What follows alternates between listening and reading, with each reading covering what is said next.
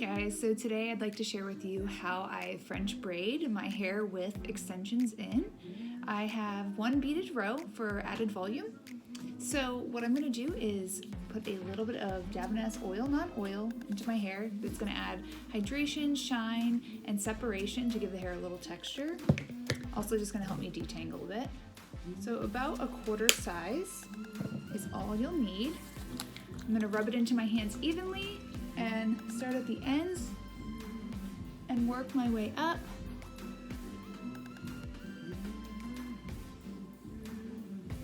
Like so. And I'm just going to take my paddle brush and brush it through very gently, holding onto the hair so I don't pull on my extensions too much.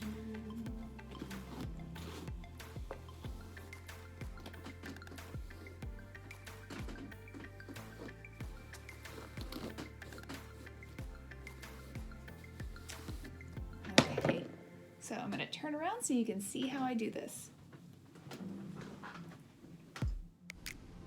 You're going to start by sectioning your hair away from your weft into 3 clean sections.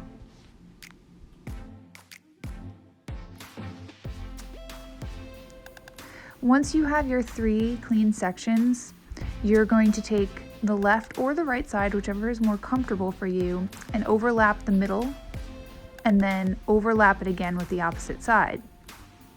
Once you've done this one time, you can then start incorporating hair each time you overlap from the left or the right. Now be gentle and mindful with your weft that you don't, pull on it too much. You just want to gently take a small section of hair each time you overlap the middle. The key with this is just keeping everything nice and clean and not tangled. If you start to feel like the hair is tangling up, just take your hand and smooth it out so you have better control over it.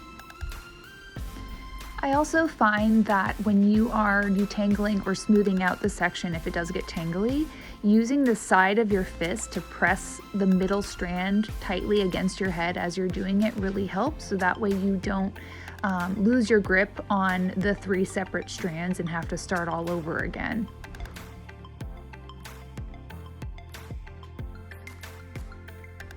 Continue adding hair until there's no more to add. Once you get to the base of your neck, that's generally when you can't add any more hair. So at this point, you want to press your hand against the back of your neck, turn around, and just make sure that you're holding all the 3 strands separate as you do that. So that way when you turn around, you can easily just start where you left off and continue the braid until you finish it.